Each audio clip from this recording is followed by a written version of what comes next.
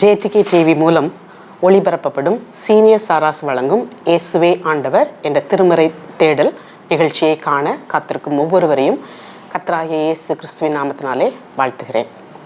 சமீப நாட்களிலே வேதாகம புத்தகங்களில் தேவனும் குடும்பமும் என்ற தொடரில் பழைய ஏற்பாட்டின் ஒவ்வொரு புத்தகமாக தியானித்து வருகிறோம். இந்த நாளிலும் பழைய ஏற்பாட்டின் 36வது புத்தகமான செப்பனியா புத்தகத்தை பற்றி தியானிக்க இருக்கிறோம். தேவன் தாமே இந்த செப்பனியா புத்தகத்தில் சொல்லப்பட்ட தம் வார்த்தைகள் மூலமாக நம்மோடு இடைப்படுவாராக. அதற்காக ஒரு நிமிடம் ஜெபிப்போம். மகா அன்பும் இரக்கமுள்ள பரலோக பிதாவே, நீ தந்த இந்த நிகழ்ச்சிக்காக உமக்கு நன்றி சொல்லுகிறோம் அப்பா. வேதத்தின் மகத்துவங்களை எங்களுக்கு எழுதி கொடுத்த தேவனே, இன்றைக்கு இந்த செப்பனியா தீர்க்கதரிசன புத்தகம் மூலமாக உம் இருதயத்தை விளங்கி கொள்ள எங்களுக்கு கிருபை தாரும் தகப்பனே. நீர் எங்களோடு கூட பேசும், நாங்கள் கேட்கிறோம். இயேசு கிறிஸ்துவின் நாமத்தில் வேண்டிக் கொள்கிறோம் பிதாவே, ஆமேன். இந்த செப்பனியா தீர்க்கதரிசன புத்தகத்தை நாம் பல்வேறு தலைப்புகளிலே நம்ம பார்க்கலாம். முதலாவது செப்பனியா புத்தகத்தை பற்றிய ஒரு சிறு அறிமுகம். இரண்டாவது ஆசிரியரான செப்பனியா பற்றியும் அவர் வாழ்ந்த காலம் பற்றிய விளக்கம். மூன்றாவது செப்பனியா புத்தகத்தின் உட்பிரிவுகள் அல்லது நூலின் அமைப்பு. நான்காவது செப்பனியா புத்தகத்தின் பிரதான நோக்கம். ஐந்தாவது புதிய ஏற்பாட்டில் செப்பனியாவின் பிரதிபலிப்பு. ஆறாவது செப்பனியா புத்தகத்தில் தேவனும் குடும்பமும் மற்றும் இந்த புத்தகத்தின் மூலம் இந்த கடைசி காலங்களில் வாழ்ந்து வரும் நமக்கு தேவன் சொல்ல வரும் காரியங்கள். இப்படி 6 தலைப்புகளிலே இந்த செப்பனியா புத்தகத்தை பற்றி நம்ம தியானிக்கலாம். முதலாவது செப்பனியா புத்தகத்தை பற்றிய ஒரு சிறு அறிமுகம். இது பழைய ஏற்பாட்டிலே 36வது புத்தகம். இது 12 சிறிய தீர்க்கதரிசன புத்தகங்களில் ஒன்று.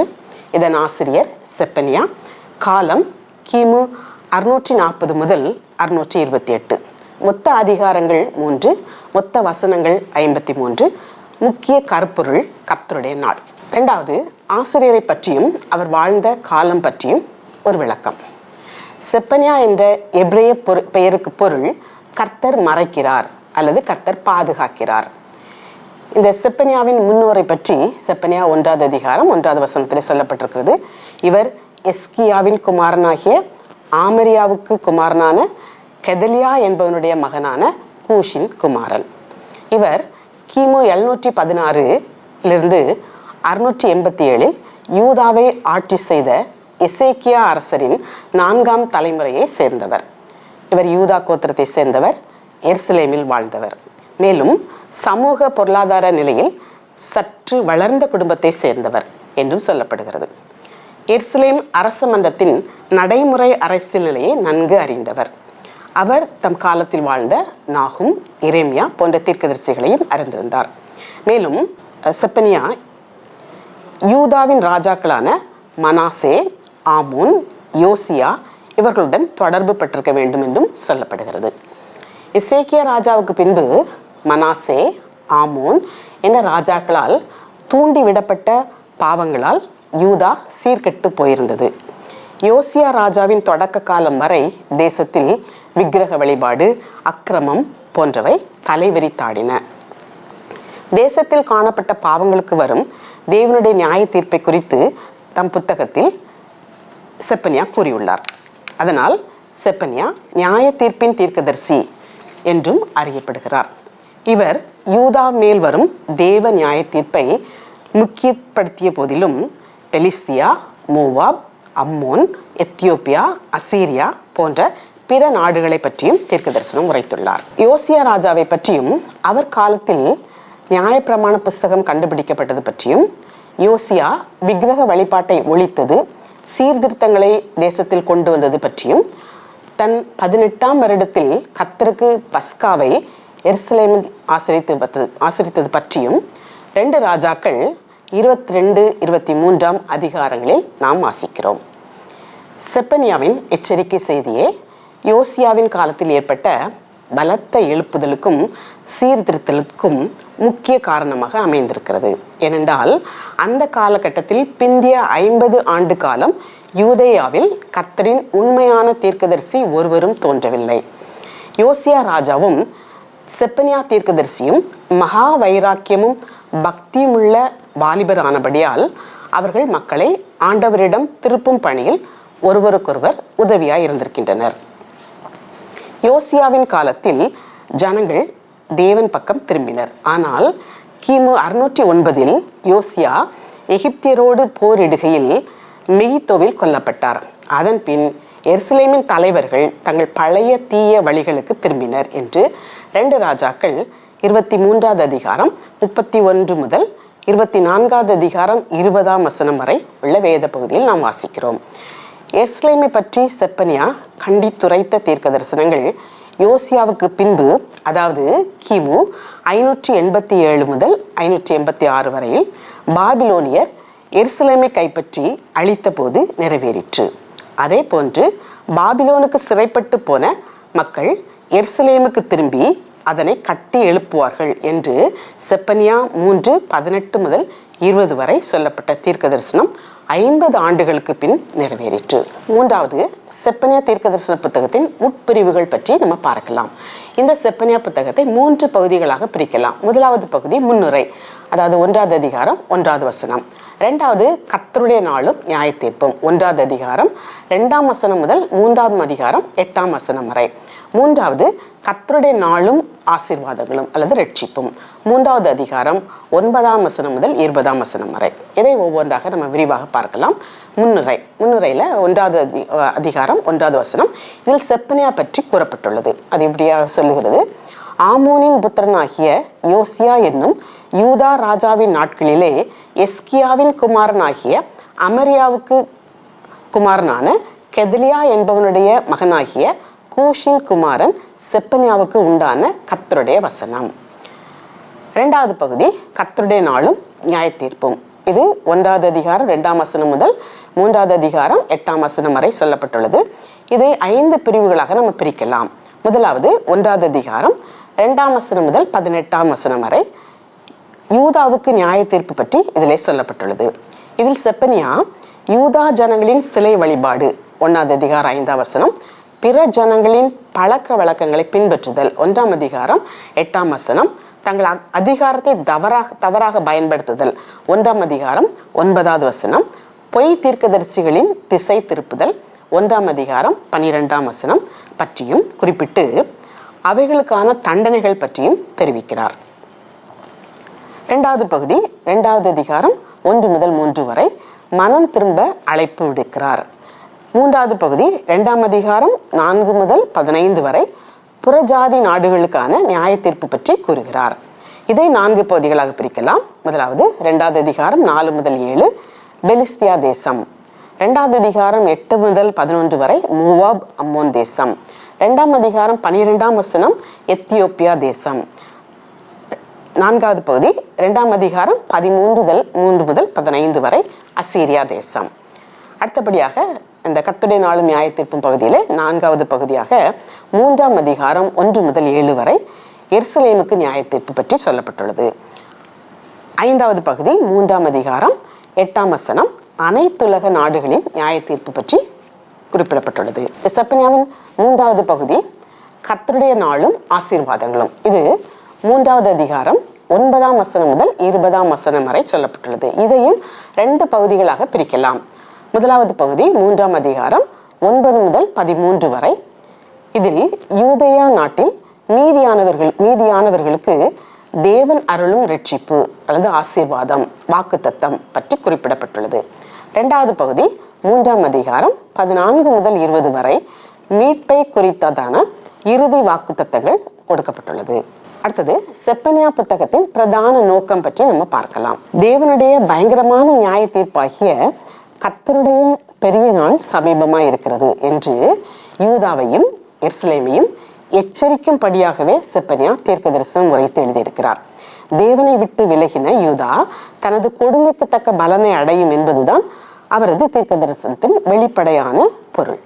யூதாவை சுற்றியுள்ள கொடுமையான தேசங்களின் பெயர்களை குறிப்பிட்டு அவைகளுக்கும் தண்டனை உண்டு என்கிறார்.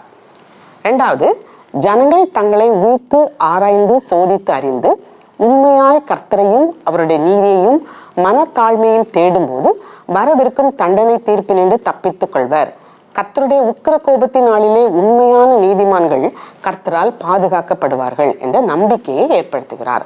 மூன்றாவதாக, கர்த்தருடைய நாமத்தின் மேல் நம்பிக்கையா இருக்கும் ஒரு கூட்ட ஜனங்கள் மீதியா இருப்பார்கள். அவர்கள் வாழ்வை கர்த்தர் புதுப்பித்து அவர்கள் மகிழ்ந்து ஆர்ப்பரிக்கும்படியாக வைப்பார். மேலும் சிதறடிக்கப்பட்டு சிறையிருப்புக்கு கொண்டு செல்லப்பட்ட அவர்களை மீண்டும் தங்கள் சொந்த நாடாகிய யூதாவுக்கு கொண்டு வருவார். அவர்கள் கர்த்தருடைய நாமத்தை தொழுது கொண்டு அவருக்கு ஆராதனை செய்வார்கள். கர்த்தர் அவர்கள் நடுவில் இருப்பார். அவர்கள் பேரில் தேவன் சந்தோஷமாய் மகிழுவார். பூமியில் உள்ள சகல ஜனங்களுக்குள்ளும் அவர்களை கீர்த்தியும் புகழ்ச்சியுமாக வைப்பார் என்பதையும் செப்பனியா தீர்க்க தரிசனமாக உரைக்கிறார். இவைகள் தான் செப்பனியா புத்தகத்தின் பிரதான நோக்கங்கள். அடுத்தபடியாக புதிய ஏற்பாட்டில் செப்பனியாவின் பிரதிபலிப்பு எப்படி இருக்கிறது என்பதை பார்க்கலாம். செப்பனியா கர்த்தருடைய நாள், கர்த்தருடைய பெரிய நாள், கர்த்தருடைய கோபத்தின் நாள், கர்த்தருடைய உக்கிரத்தின் நாள் என்று தன்னுடைய 1ஆம் அதிகாரம் 7, 8, 10, 14, 15, 16, 18 வசனங்களிலும், 2ஆம் அதிகாரம் 1, 3 வசனங்கள், 3ஆம் அதிகாரம் 8 வசனங்கள், இந்த வசனங்களிலே இந்த கர்த்தருடைய நாள் இதை பற்றி குறிப்பிடுகிறார். யோவேல் தீர்க்கதரிசியும் இந்த கர்த்தருடைய நாள் பற்றி சொல்லியிருக்கிறார் தன்னுடைய புத்தகத்திலே. யோவேல் 1:15, 2:1-2 வசனங்கள், 3ஆம் அதிகாரம் 14 வசனம், இந்த வசனங்களிலே கர்த்தருடைய நாள் பற்றி யோவேலும் குறிப்பிடுகிறார். புதிய ஏற்பாட்டிலும் நாம் நியாயத்தீர்ப்பின் நாள், கர்த்தருடைய நாள் என்று பல்வேறு இடங்களில் வாசிக்கிறோம். மத்தேயு சுவிசேஷம், வெளிப்படுத்தின விசேஷம் போன்ற புத்தகங்களில் இந்த செப்பனியாவில் சொல்லப்பட்ட வசனங்களுக்கு இணையான வசனங்கள் உள்ளன. அவைகளை சற்று பார்ப்போம். முதலாவது, செப்பனியா 1ஆம் அதிகாரம் 2-3 சொல்லுகிறது, தேசத்தில் உண்டானதையெல்லாம் முற்றிலும் வாரிக்கொள்வேன் என்று கர்த்தர் சொல்லுகிறார். மனுஷரையும் மிருக ஜீவன்களையும் வாரிக்கொள்வேன். நான் ஆகாயத்து பறவைகளையும் சமுத்திரத்து மச்சங்களையும் இடறுகிறதற்கு ஏதுவானவைகளையும் துன்மார்க்கரோட கூட வாரிக்கொண்டு தேசத்தில் உண்டான மனுஷரை சங்காரம் பண்ணுவேன் என்று கர்த்தர் சொல்லுகிறார். இந்த வசனங்களுக்கு இணையான வசனங்கள் மத்தேயு 13ஆம் அதிகாரம் 40-42 வரை உள்ளன. களைகளை சேர்த்து அக்கினியில் சுட்டெரிக்கிறது போல இவ்வுலகத்தின் முடிவிலே நடக்கும்.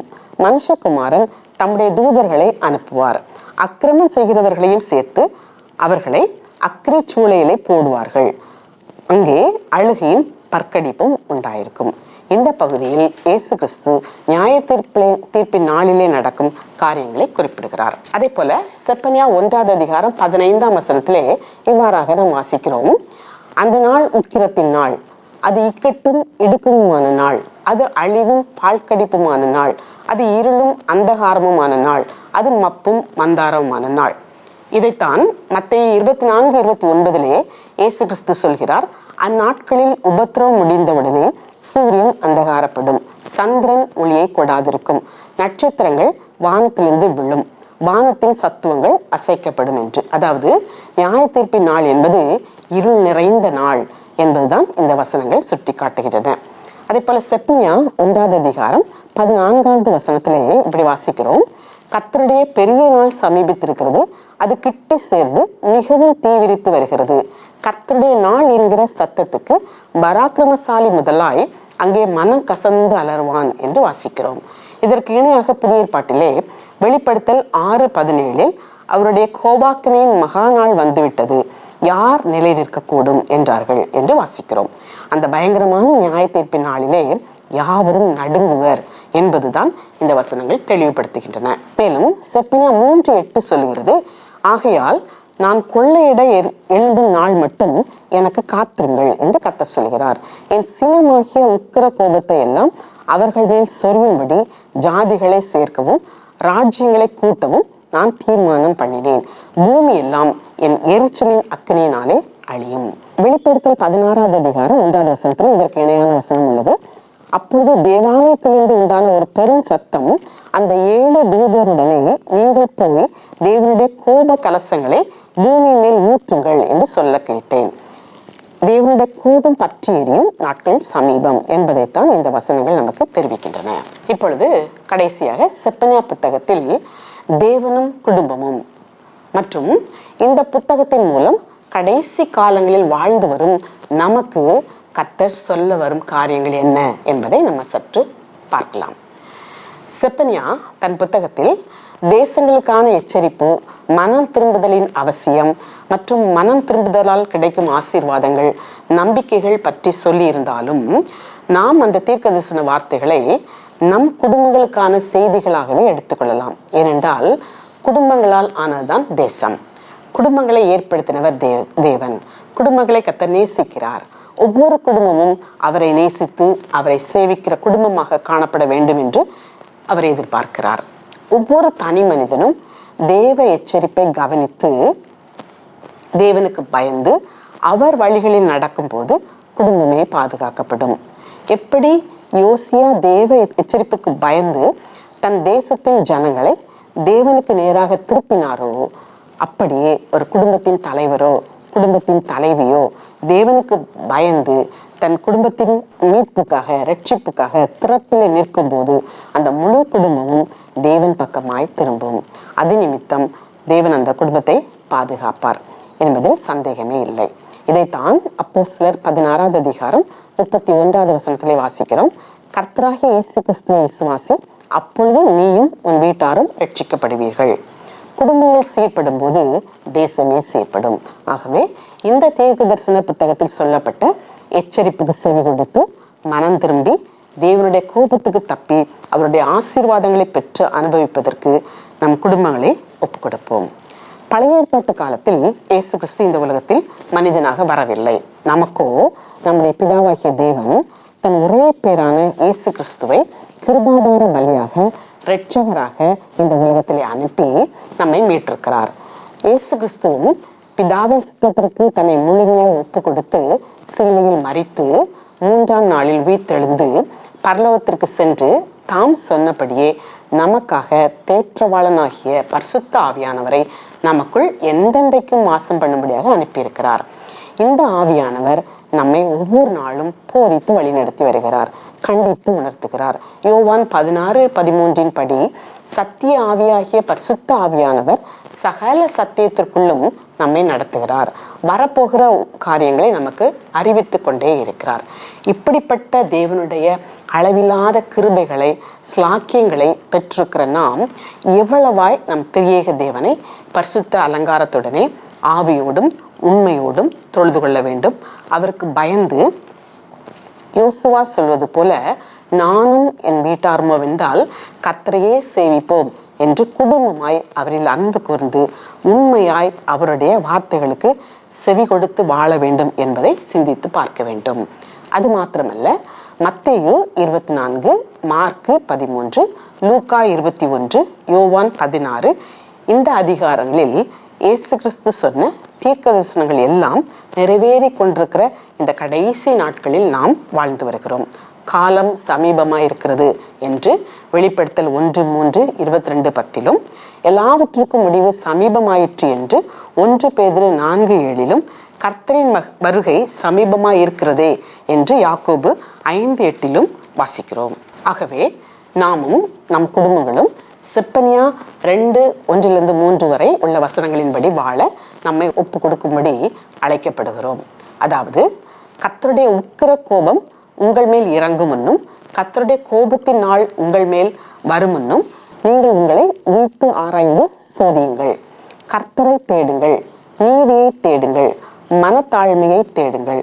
அப்பொழுது ஒருவேளை கர்த்தருடைய கோபத்தின் நாளிலே மறைக்கப்படுவீர்கள். இந்த வசனத்தின்படி நாம் செய்ய வேண்டும் என்று செப்பனியா இந்த வசனங்களிலே சொல்லுகிறார். இது மாத்திரமல்ல, சங்கீதம் 2:11-12 இப்படியாக சொல்லுகிறது. பயத்துடனே கர்த்தரை சேவியுங்கள், நடுக்கத்துடனே களி கூறுங்கள். குமாரன் கோபம் கொள்ளாமலும் நீங்கள் வழியிலே அழியாமலும் இருக்கும்படிக்கு அவரை முத்தம் செய்யுங்கள். கொஞ்ச காலத்திலே அவருடைய கோபம் பற்றி எரியும். அவரை அண்டிக் கொள்ளுகிற யாவரும் பாக்கியவான்கள் என்ற வார்த்தைகளின்படி தேவனிடத்தில் உண்மையாய் அன்பு கூறுவோம். பிரதானமாய் இயேசு கிறிஸ்து நமக்கு கற்பித்திருக்கிற உன் தேவனாகிய கர்த்தரிடத்தில் உன் முழு இருதயத்தோடும், உன் முழு ஆத்மாவோடும், உன் முழு மனதோடும் அன்பு கூறுவாயாக. உன்னிடத்தில் நீ அன்பு கூறுவது போல பிறனிடத்திலும் அன்பு கூறுவாயாக என்ற அவருடைய கற்பனைகளின்படி நடக்க தேவன் நமக்கு அருள் புரிவாராக. 1 யோவான் 5:3 சொல்கிறது, நாம் தேவனுடைய கற்பனைகளை கைக்கொள்வதே அவரிடத்தில் அன்பு கூறுவதாம். அவருடைய கற்பனைகள் பாரமானவைகளும் அல்ல. மேலும் 2 யோவான் 1:6 சொல்கிறது, நாம் அவருடைய கற்பனைகளின்படி நடப்பதே அன்பு. இவ்வாறாக தேவனிடத்தில் அன்பு கூறுவதும் அவருடைய கற்பனைகளை கைக்கொள்வதும் ஒன்றுக்கொன்று பிணைந்தே வருகிறது.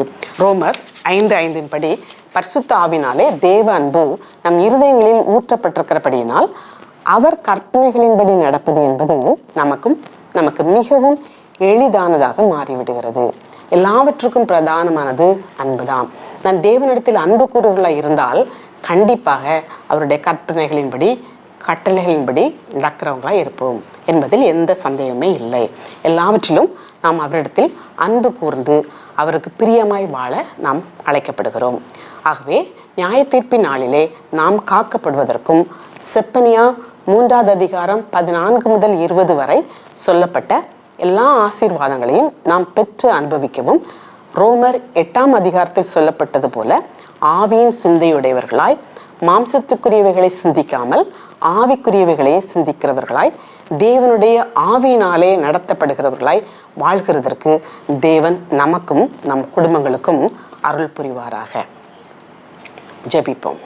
எங்கள் அன்பின் பரமபிதாவே, இந்த நேரத்திலும் செப்பனியா தீர்க்க தரிசன புத்தகத்தின் வாயிலாக எங்களோடு நீர் பேசினதற்காக நாங்கள் நமக்கு நன்றி செலுத்துறோமப்பா.